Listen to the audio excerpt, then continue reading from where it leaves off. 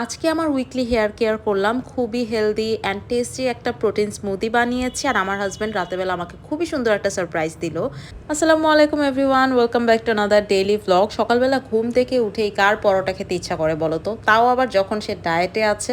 আজকে কেন জানি ঘুম থেকে উঠেই আমার মন চেয়েছে যে পরোটা, আলু ভাজি, ডিম ভাজি এগুলো দিয়ে নাস্তা করব। আম্মু ঘুমিয়েছিল আর ঘুম থেকে ওঠার সাথে সাথে আমি আবদার করলাম যে আম্মু আজকে আমাকে পরোটা বানিয়ে দিবে। আম্মু কিন্তু ইউজুয়ালি আমার নাস্তা নিয়ে কোনো প্যারাই নেয় না, কারণ আমি হাবিজাবি নিজেই কিছু একটা বানিয়ে খেয়ে ফেলি সবসময়। শুক্রবার হলে দেখা যায় মাঝে মাঝে আমরা বাইরে নাস্তা করতে যাই বা বাসায় কোনো স্পেশাল আয়োজন করি, কিন্তু কয়েকদিন ধরে ডায়েটে আছি, এই জন্য বাসায় আমি কোনো হেভি কিছুই বানাই না নিজের জন্য। আজকে কেন জানি ক্রেভিং হয়েছে, সো আম্মুকে রিকোয়েস্ট করলাম। আর আম্মু এখানে এক চুলায় আলু ভাজি বসিয়ে দিয়েছে, আরেক চুলায় পরোটা ভাজছিল, আর আমি এই ফাঁকে ডিম ভাজির প্রিপারেশন নিয়ে নিচ্ছিলাম। ডিমের মধ্যে একটু হলুদ, তারপরে কাঁচামরিচ, পেঁয়াজ, ধনিয়া পাতা তো মাস্ট দিতে হবে। দুইটা ডিম একসাথে আমি ফেটিয়ে নিলাম এন্ড একসাথে ভেজে ফেলবো। আর আম্মুকে বলেছি একদমই মচমচা কড়া করে আর কি পরোটা ভাজতে, সাদা সাদা হয়ে থাকলে না আমার ভাল লাগে না। মাঝে মাঝে হোটেলে এরকম সাদা সাদা পরোটা দিয়ে দেয়, তো আম্মু এরকম একদম ব্রাউন করে পরোটা ভেজে দিয়েছে আমাকে। আর ধনিয়া পাতা দিয়ে আলু ভাজিটাও কমপ্লিট করে ফেললো অ্যান্ড দেন ডিম ভাজি করে ফেলবে। আমি আম্মু একসাথে বসে এখন মজা মজা করে নাস্তা করব। অনেকেই হয়তো ভাবতে পারো যে এরকম স্পেশাল কিছু রান্না করলে সবসময় আমি আর আম্মুই খাই, আমার হাজব্যান্ডকে দেই না, বা ও বাসায় থাকে না তখন আমরা এসব স্পেশাল রান্না করে খাই। আসলে এরকম কিন্তু কিছুই না। ওর এইসব স্পেশাল খাবার দাবার পছন্দ না। ও পরোটা খায় না, খিচুড়ি খায় না, পোলাও খায় না, সাদা ভাত খেতে পছন্দ করে, ছোট মাছের তরকারি, সবজি তরকারি, গরুর মাংস, এইসব সাধারণ বাঙালি খাবার বেশি পছন্দ করে।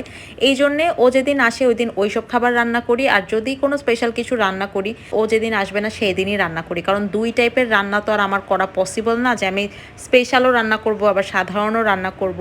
ওর জন্য রেখে দেই, স্বাদই, খাইলে খায় না খাইলে না খায়, ওর মন মর্জি আর কি। যাই হোক, আমি আমার প্লেট সাজিয়ে নাস্তা করতে বসলাম, আম্মু আমার সাথে নাস্তা করছিল। আর একটু গরুর মাংস ছিল আগের দিনের, সেটাও নামিয়ে গরম করে মজা মজা করে নাস্তা করলাম। আর এখন আমি একটু হেয়ার কেয়ার করব। আলিফা পেজ থেকে আমি একটা অর্গানিক হার্বাল হেয়ার অয়েল আর হেয়ার প্যাক অর্ডার করেছিলাম। আর যেহেতু আমি হিজাব করি, আমার চুলে কিন্তু এক্সট্রা যত্ন নিতেই হয়, না হলে কিন্তু হেয়ার ফলের সমস্যা হতে পারে। এই জন্য আমি উইকলি 2-3 ডেজ এরকম হেয়ার অয়েল আর হেয়ার প্যাক একসাথে অ্যাপ্লাই করি।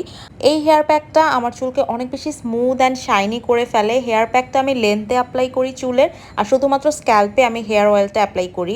এই হেয়ার অয়েলটা অ্যাপ্লাই করার পর থেকেও আমি দেখেছি আমার হেয়ার ফল কিছুটা কমেছে, আমার চুল আগের চেয়ে বেশি স্মুথ হয়েছে অ্যান্ড অনেক বেশি মজবুত হয়েছে। আঁচড়ালেই চুল পড়ার সমস্যাটা অনেক কমে গিয়েছে।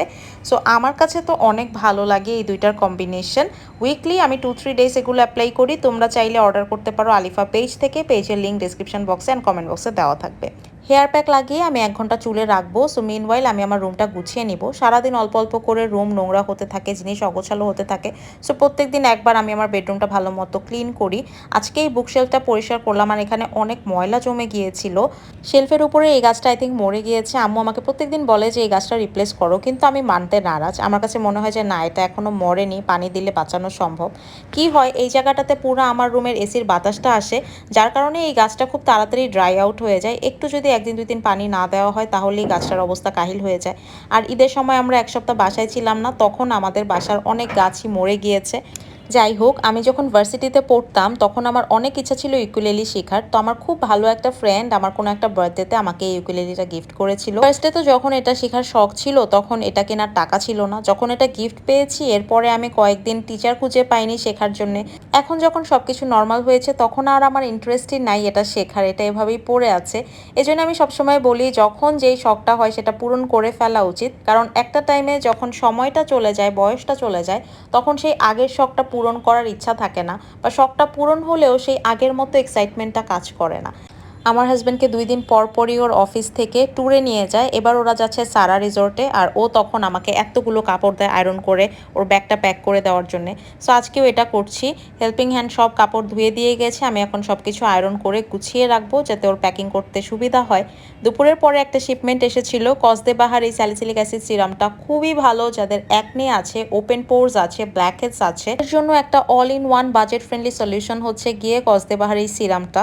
ট্রাস্ট মি, পার্সোনালি আমার কাছে অর্ডিনারি চেয়ে কসদে বাহার সিরাম বেশি ইফেক্টিভ মনে হয়, অ্যান্ড এটাতে নায়াসিনামাইডও আছে। সো অনেকগুলো প্রবলেম একসাথে সলভ করবে। যারা অর্ডার করতে চাও আমার পেজ হ্যাপি স্কিন বাই সাবরিনাতে অর্ডার করে ফেলতে পারো।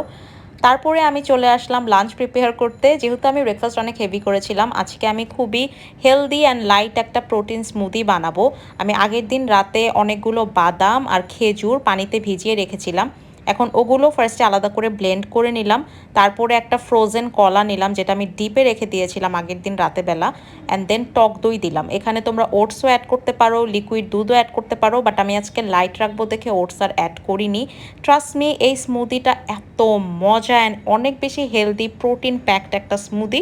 উপরে একটু গ্রানোলা দিয়ে বা মিক্স নাটস দিয়ে তোমরা গার্নিশ করতে পারো। খুবই মজা লাগে আমার কাছে এটা, অ্যান্ড খুবই লাইটও ছিল, রিফ্রেশিংও ছিল। ঠান্ডা ঠান্ডা দুপুরবেলা খেতে অনেক ভালো লেগেছে। আজকে দুপুরবেলা এটাই আমার লাঞ্চ, আমি আর কিছু খাইনি। তারপরে চলে আসলাম পার্সেল করতে। অ্যান্ড পার্সেল করার পরে আমার আম্মুর রুমের অবস্থাটা যে কি হয়। আমি খুবই লাকি যে আমার আম্মু আমাকে বলে না এই ঝামেলা নিয়ে তুই তোর রুমে যা, আমার রুমে এসব ঝামেলা করবি না। আমার আম্মু আমাকে কিচ্ছুই বলে না। আমার নিজের রুমটা আমি এত সুন্দর করে সাজিয়ে রাখি, আর আমার আম্মুর রুমটার অবস্থা 12টা বাজিয়ে রাখি আমার প্রোডাক্ট দিয়ে, পার্সেল দিয়ে। যাই হোক, পার্সেল করার পরে আমি আম্মুর রুমটা আবার সুন্দর করে গুছিয়ে দিয়ে আসি, যাতে আম্মু আমাকে আম্মুর রুম থেকে বের না করে দেয়। তো ফার্স্টেই হচ্ছে পার্সেলগুলো একটা ব্যাগে ঢুকালাম, ডেলিভারি ম্যান আসলে দিয়ে দিব। তারপরে বেড গুছালাম, টুকটাক পুরো রুমটাই গুছালাম, ছাড়লাম বেড। অ্যান্ড দেন একটা মরা পাতা ছিল গাছের মধ্যে, সেটাও উঠিয়ে আমি সব কিছু সুন্দর করে পরিপাটি করে রেখে দিব। আমার হাজব্যান্ড আমাকে লাইফে কখনোই ফুল গিফট করে নাই। রিলেশন থাকাকালীন একদিন ও একজন মুরব্বী মহিলা ফুল বিক্রি করছিল, তো ওনাকে হেল্প করার জন্য উনি ওনার থেকে একটা ফুল কিনে আমাকে গিফট করেছে। বাট আমাকে ফুল দেওয়ার জন্য কিন্তু তখন ফুল দেয় নাই। আজকে কি মনে করে যেন সে আমার জন্য একটা গোলাপ ফুলের তোড়া নিয়ে আসছে, যেটা দেখে আমি অনেক সারপ্রাইজড হয়ে গিয়েছি। আসলে লাস্ট 2 দিন ধরে আমার মনটা একটু খারাপ, আমি একটু লো ফিল করছিলাম, এজন্যই হয়তো আজকে আমার জন্য ফুল নিয়ে এসেছে। ফুলগুলোকে আমি সাইড টেবিলে একটু পানি দিয়ে এভাবে সাজিয়ে রাখলাম। That was it for today's blog. Goodbye and take care.